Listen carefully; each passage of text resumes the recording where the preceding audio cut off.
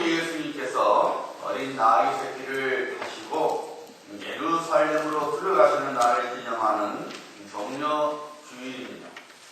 만왕의 왕이시요 만주의 주가 되시는 예수님이시지만 이 세상에서 가장 겸손한 모습으로 사람들에게 자신을 드러내셨습니다. 하나님의 어린 양으로서 모든 사람에게 구원을 주시기 위해서 십자가의 죽음을 향해 자신을 내어놓기에 예루살렘으로 우리 예수님께서 들어가셨습니다. 고난 주간은 종려주일을 시작으로 시작됩니다. 고난 주간을 맞이하면 우리는 하나님께 이런 질문을 하게 됩니다. 하나님, 꼭 이런 방법뿐이 없었나요? 만왕의 왕이시고 만주가 되시는 하나님께서 그 누구도 대적할 수 없는 권능과 권세로서 하나님의 백성을 구원하실 수는 없었나요? 세상 모든 사람들이 우아하고 환성을 부르짖지 않은 그런 빛과 번짐한 방법으로 오셔서 마귀에게 속한 자들을 없애버리고 하나님의 자녀들을 보란듯이 구원하실 수는 없었나요? 왜 꼭 그렇게 고통을 당하시고 죽음을 당하시만 했습니까? 여러분, 본문을 읽어보면 우리 예수님께서 자신이 하나님을 일부러 드러내시지 않았습니다. 오히려 사람의 눈으로 보면 예수님께서는 전혀 하나님의 아들 되심을 증명할 길이 없었습니다. 얼마나 많은 사람들이 우리 예수님을 대적했는지 모릅니다. 네가 하나님됨을 보여봐라. 사람들이 그토록 조롱했어도 우리 예수님께서는 한마디도 말씀하시지 않았습니다. 사람들이 침을 뱉고 손바닥으로 쳤습니다. 채찍질을 당하셨습니다. 가시관을 강제로 쓰셨습니다. 그럼에도 불구하고 우리 예수님께서는 잠잠히 계셨습니다. 그런 예수님의 모습에서 만왕의 왕이시요 만주의 주가 되시는 모습을 찾을래야 찾을 수가 없습니다. 여러분은 어떤지 모르지만 만약에 전혀 그럴 일 없겠지만 만약에 제가 하나님이라면 예수님을 괴롭히고 조롱하는 사람들의 입을 마비시켜버리고 손발을 못쓰게 만들 뿐만 아니라 벼락을 넣어서 쳐버려요. 그리고 사람들이 당연히 납치에 엎드려서 우와, 정말로 당신은 하나님입니다 하고 저절로 기었을 겁니다. 그런데 우리 예수님께서는 우리의 상식을 하지 않았습니다. 사람들이 별별 짓을 다 해도 그냥 잠잠히 계셨습니다.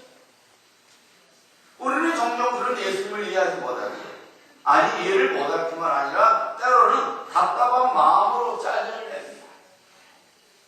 우리 예수님께서 베드로에게 고난을 당할 것을 말씀하셨을 때에 베드로가 어떤 말을 보였어요? 화를 냈다 그랬어요. 결단코 이런 일이 쉽게 일어나지 않습니다. 너무 그냥 그 말을 감당할 수 없어서 화를 냈어요. 짜증을 냈어요. 여러분, 우리는 예수님을 사랑하기 때문에, 예수님을 믿기 때문에 꼭 예수님 그렇게 그런 조롱을 당하시고 고통을 당하시고 뭐 그렇게까지 하시는 뭐가 있습니까? 여러분, 우리는 우리 삶 속에서 하나님의 권능과 권세를 우리 방식대로 제발 좀 보였으면 하지만은 사실 많은 경우 혹은 대부분의 경우 그렇지 않습니다. 저는 모르겠습니다. 여러분, 저는 목사이기 때문에 직업병, 그것도 직업병이라 할 수도 있지만 저는 목사이기 때문에 어떤 생각을 하냐면 예수 믿는 사람들한테 비즈니스는 그냥 저절로 잘 돼서 그냥 돈을 펑펑 벌었으면 좋겠어. 밤에 그냥 돈세지라고 손이 아파서 아이고 이러면은 예수 믿으란 말 안 해도 다 믿을 거 아니에요. 전에 어떤 목사님 그러시더라고요.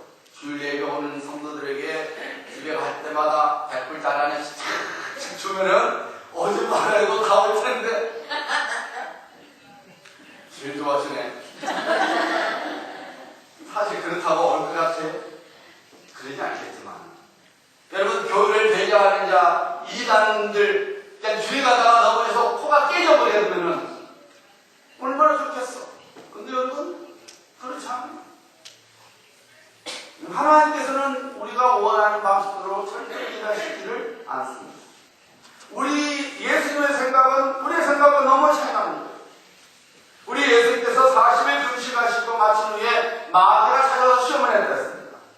마귀가 예수님을 성경 꼭대기에 데려가서 야, 한번 뛰어내려와라. 그러면은 하나님께서 약속하신 대로 그가 천사들을 보내서 네가 발끝 하나 상하지 않도록 붙잡아 주실 것이다. 사실 우리 예수님은 천사의 도움도 필요 없죠. 그냥 뛰어내려도 멀줄 하나 다치지 않았을 것입니다. 왜냐하면 우리 예수님은 하나님이십니다. 우리 같으면은 보라는 듯이 뛰어내렸겠어요. 그리고 내가 이런 신분이야 하고 자랑할 수 있겠지만 우리 예수님께서는 전혀 그렇게 하지 않았습니다.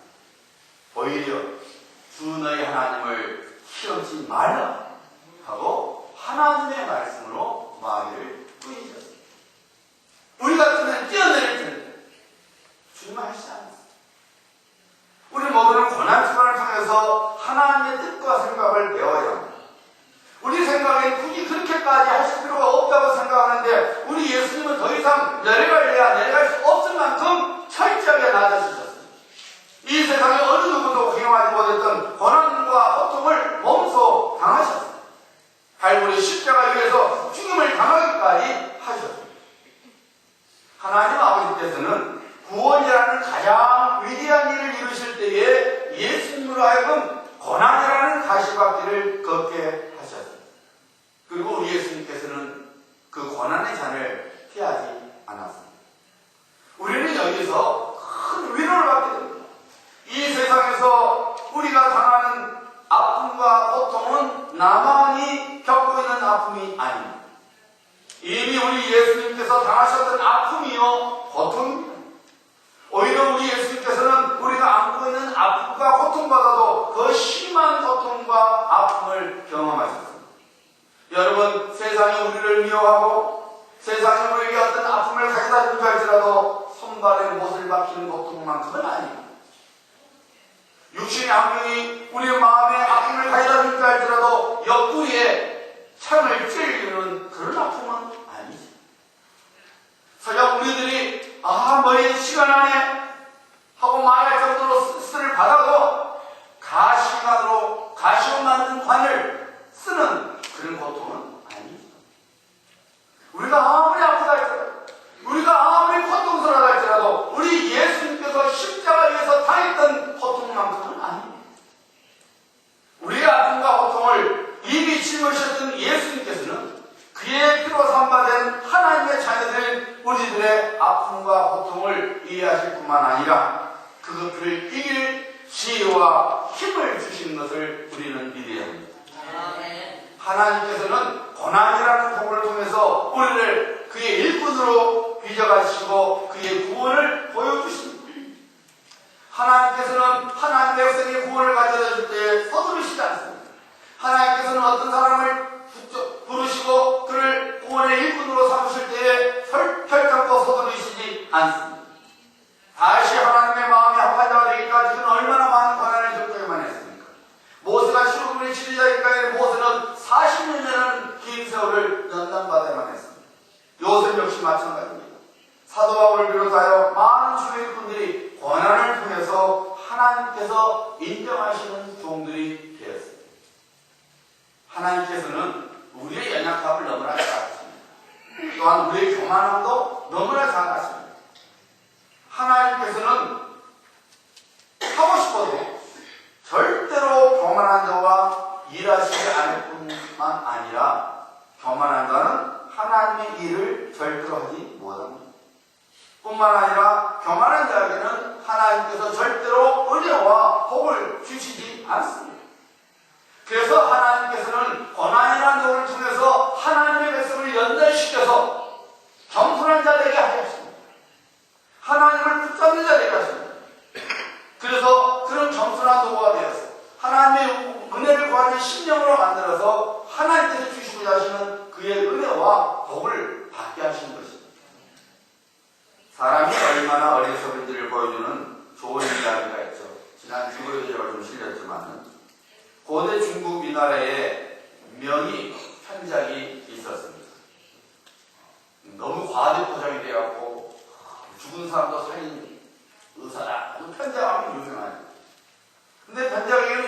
명이 있었습니다.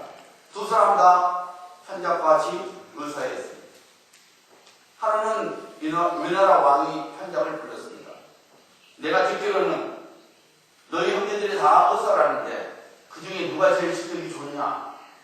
그러니까 현작이 대답합니다. 제 마디형이 제일 의술이 뛰어납니다. 그 다음에는 제 둘째입니다.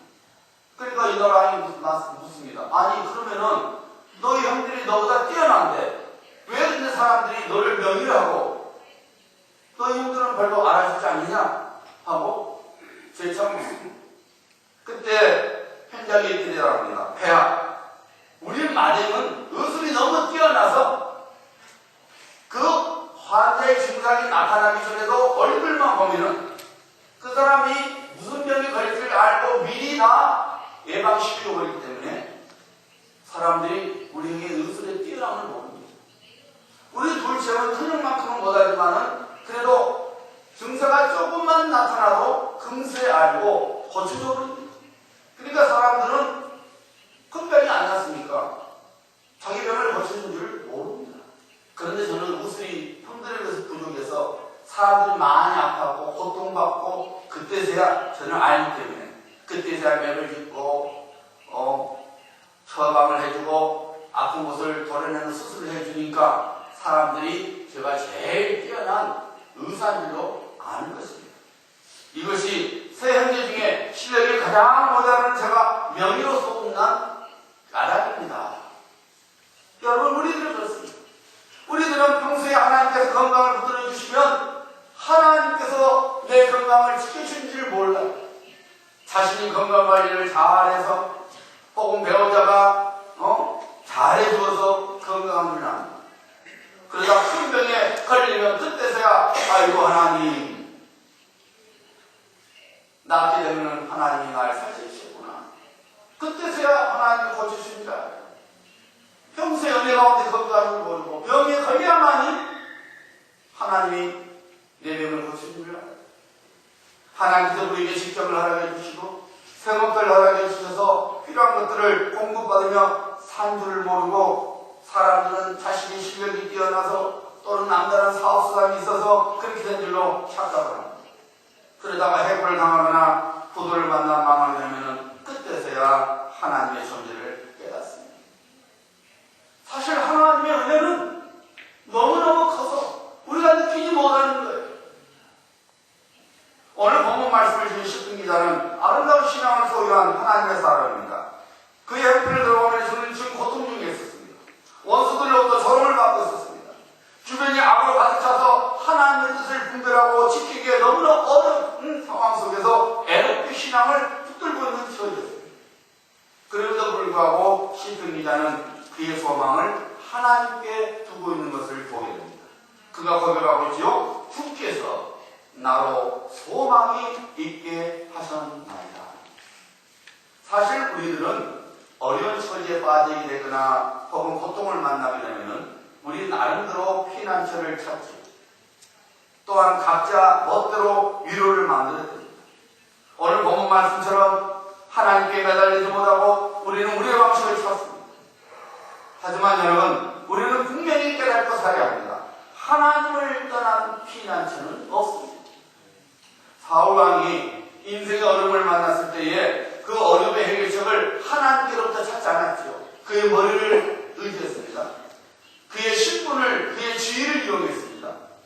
그것만이 안 되니까 그는 나중에 하나님께서 그토록 미워하시는 무당에까지 도움을 요청하기 위해 이르렀던 것입니다.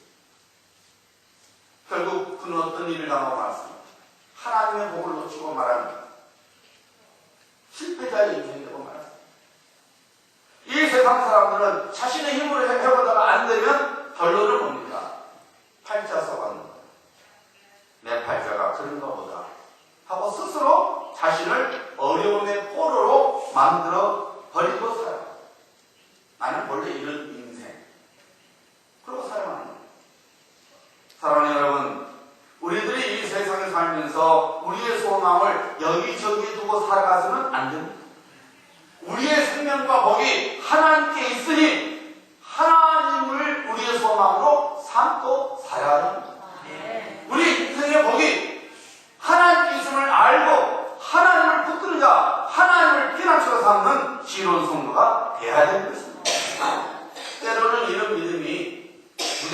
전혀 가당치 않은 것으로 느껴질 때가 있어요. 그럼에도 불구하고 우리는 하나님을 나의 위로와 나의 피난처로 나의 도움으로 삼고 살아가야 합니다. 왜냐하면 하나님 외에는 다른 방법과 길이 없기 때문입니다. 시편 기자는 이 진리를 거듭한 신앙인이었습니다. 그래서 그가 고백을 하고 있지 않습니까? 주께서 나로 소망이 있게 하셨나이다. 그는 하나님을 소망으로 삼은 참 하나님의 사람이었습니다. 그런데 여러분, 왜 시편 기자가 하나님께서 살 소망을 주시고 있다고 고백하고 있습니까? 오늘 본문 말씀 49절 말씀을 다시 한번 여러분 자세히 보시기 바랍니다. 주의 종에게 하신 말씀을 기억하소서. 주께서 나로 소망이 있게 하셨나이다. 시편 기자는 자신은 하나님께 소망을 두고 사는데 그 까닭은 하나님께서 그에게 주신 말씀 때문이었다는 것입니다. 여러분, 49절 말씀을 좀 쉽게 풀이하면 이런 말입니다. 주님께서 내게 소망을 주시겠다고 말씀하셨으므로 저는 주님께 소망을 두고 있습니다. 여러분, 우리가 이 세상에서 위로받고 복 있는 삶을 살 수 있는 것은 우리에게 주신 하나님의 약속의 말씀 때문입니다. 이 약속의 말씀은 온 천지가 없어지더라도 일점이라도 없어지지 아니하고 반드시 그대로 이루어지는 하나님의 말씀입니다. 아브라함이 믿음의 조상이 될 수 있는 것은 무엇입니까? 하나님께서 아브라함에게 약속하셨던 말씀이 그대로 이루어졌기 때문이었습니다. 야곱이 그의 가족들과 함께 시방 자기 고향으로 돌아올 수 있었던 것은 하나님께서 일찍이 야곱에게 약속의 말씀을 주셨고 그 약속의 말씀이 이루어졌기 때문입니다. 당장에 우리 자신을 살펴보세요. 우리들이 어떻게 하나님의 자녀들이 되었고 천국 소망을 품고 살아가고 있습니까? 도대체 어떻게 이런 일이 가능해진 것입니까? 바로 하나님의 약속의 말씀이 있기 때문입니다. 하나님이 세상을 이처럼 사랑하사 독생자를 주셨으니 이는 저를 믿는 자마다 멸망치 않고 영생을 얻게 하려 하십니다. 영접하는 자, 그 이름을 믿는 자에게는 하나님의 자녀가 되는 권세를 주셨습니다. 이렇게 하나님께서 구원의 말씀을 약속으로 선포하셨습니다. 그래서 우리가 그 말씀을 붙잡고 하나님께 나아가니 하나님의 친백성이 되었고 아울러 천국을 기업으로 받는 복받은 자가 된 것이죠. 우리 예수님께서 육신의 몸을 입고 이 땅에 오셔서 갈보리 십자가에서 모든 사람을 구원하시기 위하여 죽음을 당하신 것도 아버지 하나님의 약속의 말씀을 믿었기 때문이었습니다. 하나님 아버지께서 아들 예수 그리스도를 통해서 영광을 받으실 거라고 약속하셨습니다. 만물을 서발하여 주시고 만물을 그에게 복종하게 될 거라고 약속하셨습니다. 하나님의 약속이 십자가의 계속의 죽음을 통해서 이루어지지 않았습니까? 사랑하는 성도님들, 우리들은 하나님의 말씀을 붙잡고 살아가야 합니다. 하나님의 말씀을 우리의 위로로 삼고 우리의 피난처로 삼아야 합니다. 하박국 선지자에서 우리 하나님께서 약속하셨습니다. 오직 의인은 믿음으로 말미암아 살리라. 이 말은 오직 하나님의 자녀는 믿음을 통해서 산다 그 말입니다. 비록 우리의 환경이 무화과나무가 무성치 못한 것 같고 포도나무에 열매가 없음 같으며 감람나무에 소치가 없음 같으며 밭에 식물이 없음 같고 우리의 양이 없는 것 같고 내 앞에서 없음 같을지라도 하나님의 약속된 말씀이 반드시 내게 이루어질 것을 믿고 하나님께 소망을 두고 살아가면 그 약속이 이루어진다 그 말입니다. 지금은 내 육신이 아픕니다. 지금은 문제가 나를 가시처럼 찔러대고 있습니다. 그럼에도 불구하고 우리가 하나님의 약속의 말씀을 붙들고 살아가면 하나님의 구원이 우리에게 일어난다는 것입니다. 그래서 하나님께서 말씀하실 것입니다. 오직 의인은 믿음으로 말미암아 살리라. 시편 기자의 고백처럼 우리 원수 마귀는 우리를 조롱합니다. 우리 마음에 불만을 심어주고 불평을 심어주고 복잡한 생각들을 심어줍니다. 의심을 심어줍니다. 때로는 우리의 친절함을 마귀가 공격하죠. 네가 하나님을 찾느냐? 그래 한번 뛰어내려봐. 어떠냐? 뛰어내니까 다치지? 하나님 어디 계셔? 없다. 어찌 그렇게 순진하냐? 좀 영합해줘라. 세상에서 그렇게 살라. 니처럼 살다가 안 돼. 야, 아멘 하고 괜찮냐? 안 돼. 머리 좀 써. 이건 마귀가 어렵게 쳐다봅니다. 네가 믿는 하나님이 계시면 왜 네가 어려움을 당하냐? 다 소용없어. 네가 네 인생 네 거야. 네가 살아가. 마귀는 쳐다봅니다. 실제로 우리 눈에 그렇게 보입니다. 그런데 여러분, 시편 기자는 이런 악인의 조롱에 어떤 반응을 보였습니까? 교만한 자가 나를 시기 조롱하였어도 나는 주의 법을 떠나지 아니하였나이다. 떠나지 않을 거라고 말하지 않았습니다. 떠나지 아니했다고 말하고 있습니다. 무슨 의미입니까? 하나님의 말씀을 믿고 살았다는 것입니다. 실제로 시편 기자가 당했던 환경은 어두운 밤이었습니다. 두려움과 혼돈으로 가득 찼습니다. 가야 할 방향이 보이지 않았습니다. 여러분, 시편 기자 법을 다시 들어보세요. 여호와여, 내가 밤에 주의 이름을 기억하고 주의 법을 지켰나이다. 여기서 밤은 자연적인 밤도 되지만 시편 기자가 의미하는 것은 인생의 밤을 말하는 겁니다. 인생이 어려움과 고통으로 밤처럼 캄캄하게 했을지라도 시편 기자는 하나님을 기억하고 그리고 약속의 말씀을 붙들고 살았다는 고백입니다. 사랑하는 여러분, 고난 주간에 들어서면서 하루하루 삶 속에서 우리가 만나는 고난, 아픔 경험하고 있는 이때에 우리는 시편 기자가 품었던 그 마음을 품어야 됩니다. 주의 종에게 하신 말씀을 기억하소서. 주께서 나로 소망이 있게 하셨나이다. 우리는 하나님께로 피하는 법을 배워야 돼요. 우리에게 약속하신 말씀을 붙잡고 하나님께 가야 합니다. 우리가 하나님의 말씀을 유로로 삼고 피난처로 삼고 살아야 할 때에도 우리는 우리 인생 중에서 고난과 고통을 당할 수 있어요. 그리고 당합니다. 그럼에도 불구하고 끝까지 하나님의 약속의 말씀을 믿어야 됩니다. 지금 당장에 우리의 양이 없고 애완간에 소가 없고 밭에 소출이 없고 포도나무에 열매가 없을지라도 그래도 눈을 들어 살아계신 하나님을 바라보고 하나님께서는 약속하신다. 그래, 네 믿음으로 네가 산다. 내가 살려주라. 하나님의 구원을 보여주시는 것입니다. 우리 예수님께서 친히 당하셨던 고통, 아픔, 멸시받은 것, 그리고 십자가의 죽음은 한 사람의 무기력한 인생을 보여주는 것이 아닙니다. 주님께서 당해주신 고통과 아픔과 멸시천대와 십자가에서 죽음은 우리 모두에게 소망을 주고자 하는 일이었습니다. 예수 그리스도의 십자가의 고난과 죽음은 우리 모두를 향한 주님의 사랑의 고백입니다. 일술의 고백이 아니라 우리 주님께서 모든 것으로 그의 사랑을 표현한 사랑의 고백인 것입니다. 예수 그리스도의 십자가의 고난과 죽음을 인해서 우리는 끊어진 다리가 고쳐져서 하나님께로 갈 수 있게 되지 않았습니까? 기도의 길이 열려졌습니다. 유럽도 거기 내려오는 통로가 개통이 된 것입니다. 우리 주님의 십자가의 고난과 죽음이 바로 이런 놀라운 은혜와 법을 우리에게 안겨다 준 것입니다. 두 사람이 나이아가라 강에서 배를 타고 하다가 하선을 당하고 말았습니다. 거센 물결에 떠내려가면서 살려달라고 소리를 쳤습니다. 마치 강가에 있는 한 사람이 그것을 보고 두 사람에게 밧줄을 던져줬습니다. 한 사람이 밧줄을 붙잡았습니다. 다른 한 사람은 마침 옆에서 떠내려가는 뗏목을 붙잡았습니다. 밧줄을 붙잡은 사람은 구조가 됐지만 뗏목을 붙잡은 사람은 뗏목과 함께 흘러내려갔습니다. 사흘 후에 이 사람은 나이아가라 폭포 아래에서 시신으로 발견되었습니다. 여러분, 우리 인생살에서 우리는 떠내려갈 수밖에 없는 경우들을 많이 만나야 됩니다.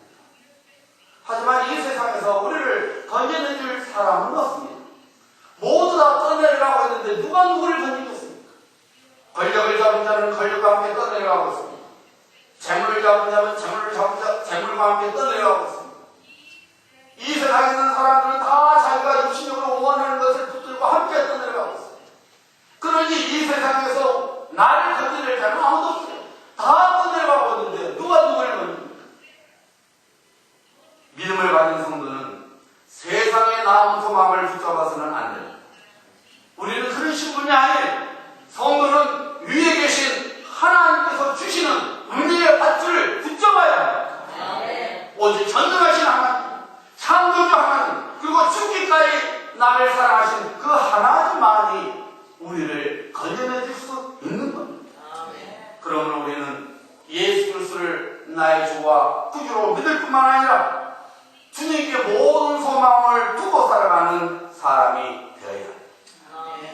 그분만이 우리의 소망이십니다. 호산나 호산나 하고 부르짖어야 할 사람은 예수님께서 나귀 새끼를 타고 예루살렘으로 들어갈 때에 길가에서 부르짖는 그 사람들이 아니라 오늘 우리들이 되어야 합니다. 호산나, 즉 구하옵나니 구원하소서 하고 부르짖는 우리 모두가 되어야 합니다. 우리를 죄악으로부터 건져내신 분은 예수 그리스도이십니다. 광야 같은 인생길에서 만나와 생수를 제공해 주실 분은 우리 예수 그리스도이십니다. 인생의 풍랑과 무너짐으로부터 건져내 주신 분은 오직 우리 주 예수 그리스도이십니다. 오늘 2014년 종료주의를 통해서 우리는 다시 한번 결단을 내려야 합니다. 예수 그리스도는 나의 소망이십니다. 그러므로 주님을 붙잡는 자가 되어야 됩니다. 호산나 하고 주님을 향해 외치며 나가는 자가 되어야 됩니다.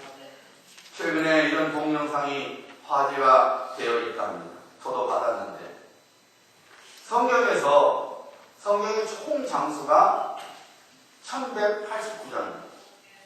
구약이 929장, 신약이 260장에서 총 합계 1189장입니다. 성경에서 가장 긴 장은 어디입니까? 오늘 본문 말씀대로 있는 시편 119편입니다. 성경에서 가장 짧은 장은 뭡니까? 시편 117편입니다. 근데 여러분, 가장 긴 장과 가장 짧은 장 사이에 있는 시편 118편인데 이 시편 118편 앞으로는 549장, 뒤로 549장. 그러니까 시편 118편이 성경의 가장 중앙에 있는 장입니다. 근데 성경에서 또 절수로 따졌을 때에 가장 중간에 있는 것이 어디냐? 그것도 공교롭게도 시편 118편 8절입니다. 그러니까 여러분, 성경에서 가장 중앙에 있는 하나님의 말씀은 시편 118편 8절 말씀입니다. 그 말씀이 이것입니다.